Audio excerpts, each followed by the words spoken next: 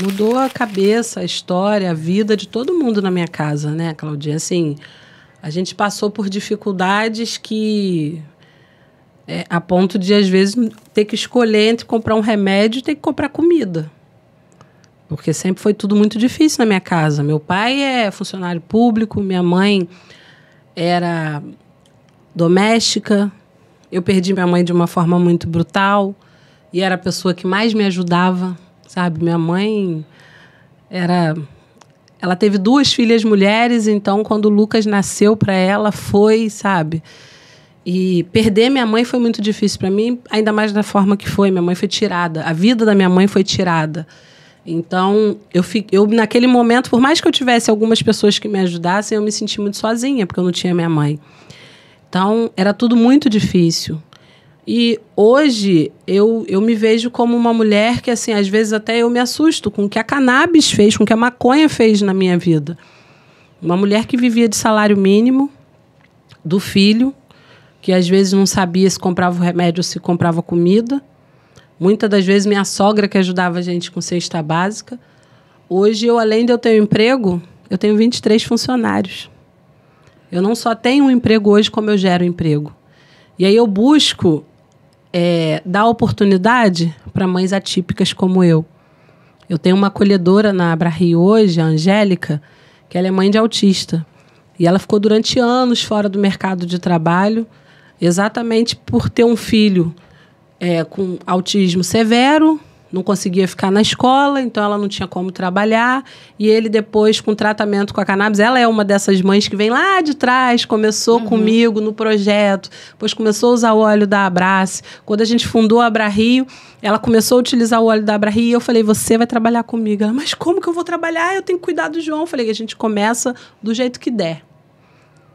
No início ela ficava meio período, depois ela começou a trabalhar home office. E hoje o João está bem e ela é CLT, recebe o salário dela certinho, cumpre horário e ela costuma dizer até que ela vai no ônibus cantando. O pessoal fala assim, eu nunca vi uma pessoa sair para trabalhar dentro do ônibus lotado cantando. Ela fala assim, eu não tenho noção do valor que eu dou ao meu emprego. Porque eu sempre quis trabalhar e antes eu não podia e hoje eu posso.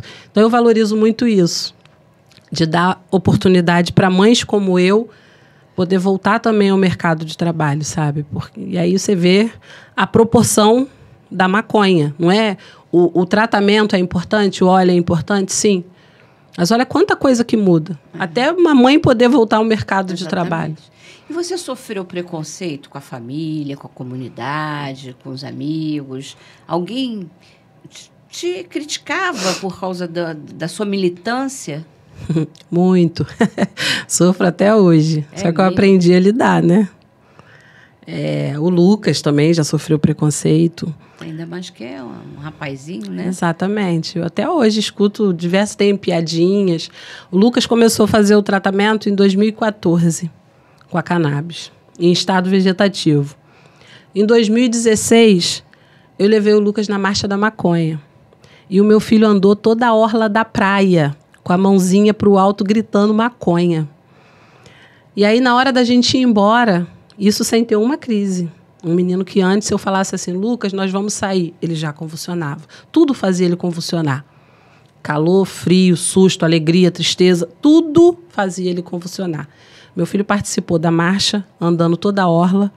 E na hora de ir embora, a gente indo para o ponto, eu, ele e o pai dele, passou uns caras na rua, ele estava com a camisa da marcha, e gritou, maconheiro! Aí ele gritou, eu sou mesmo! E no dia seguinte, na escola, ele chegou na escola e na hora do recreio ele ficou cantando a musiquinha que estava na cabeça dele. Maconha, maconha, maconha. E aí eu fui chamada na escola por conta disso. E fora isso, diversas outras coisas, como minha própria família, como meu pai, inclusive, que ele falava que era um absurdo eu dar droga pro neto dele. Isso é um absurdo, você está drogando meu neto. E hoje, Claudinha, meu pai, ele chega na minha casa, ele pergunta, você já botou água na planta? A planta aqui no sol, pegando sol sem água. Esses dias ele chegou em casa, falou para mim que tinha uma reportagem passando na televisão, e o rapaz do trabalho dele falou assim, negócio de medicinal não existe não. Isso é um bando de maconheiro querendo liberar geral e fica inventando esse negócio de medicinal. Ele falou para mim, minha filha, eu fiquei com a minha cara queimando. Falei para ele, você não sabe o que você está falando, você não sabe o poder que tem essa planta de mudar a vida das pessoas. Se você soubesse o que essa planta fez na vida do meu neto... Aí eu fiquei olhando assim para a cara dele, sabe? Meu Deus. Ele tem quantos anos hoje? Meu pai tem 60 e pouco, acho que em 68 que ele tá, se eu não me engano. Se eu errar a idade dele, ele vai me matar depois, mas é 60 e pouco. Então, mas é uma reconstrução, né? Isso é tão importante, por isso que a gente está fazendo esse programa, esse podcast, porque a gente precisa abrir a cabeça das pessoas, porque é um momento crucial. As pessoas precisam aprender que maconha é remédio. Exato, exatamente. 1 minuto que eu quero falar com você. Você sabia que 60% da população brasileira vive com até um salário mínimo? Como é que essas pessoas podem ter acesso a cannabis medicinal se uma consulta gira em torno de R$300? O óleo, mais ou menos R$500. Ah, mas para isso tem a Santa Caia, que é o nosso patrocinador, Associação de Apoio a Pacientes e Pesquisa de Cannabis Medicinal. E sabe para que é isso?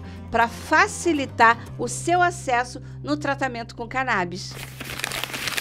E é uma planta. É uma planta. É uma planta que, assim, é uma planta criada por Deus. Eu sempre digo que as pessoas querem, às vezes, separar o medicinal do recreativo, tá? O que é recreativo? Eu chegar em casa, trabalhei o dia inteiro, eu não fumo, mas eu não fumo porque eu não gosto. Eu prefiro tomar o óleo.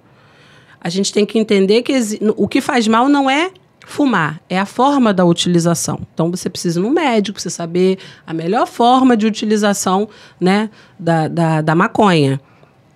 Mas a maconha em si não faz mal nenhum. Então, se eu chego em casa depois de um dia inteiro de trabalho e eu fumo um baseado, um baseado, que o pessoal chama de baseado, fumo um baseado, sento no sofá e fumo, é o uso recreativo?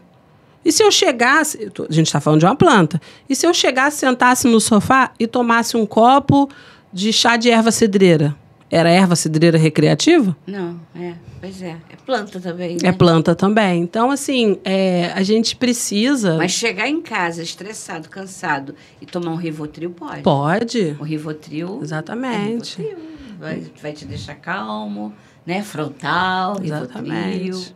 Isso entre outras coisas, né? Que está perdendo o controle cada vez mais, né?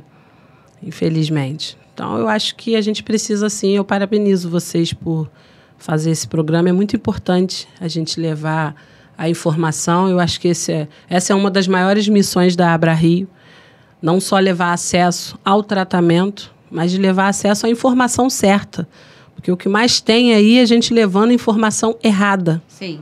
Eu vi numa postagem essa semana no Instagram, uma pessoa que colocou assim: canabidiol é remédio, maconha é droga.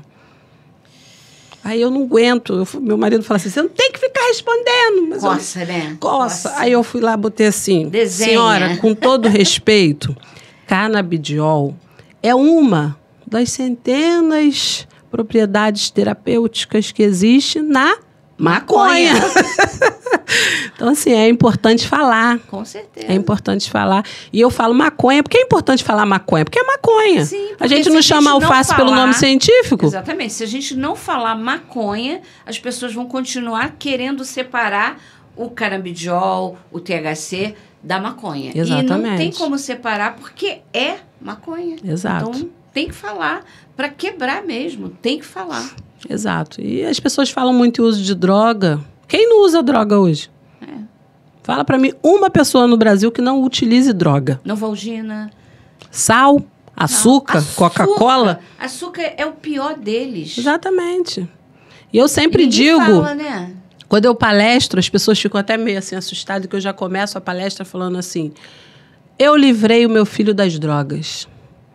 Meu filho fazia uso de 6 tipos de drogas diferentes e hoje ele só usa maconha.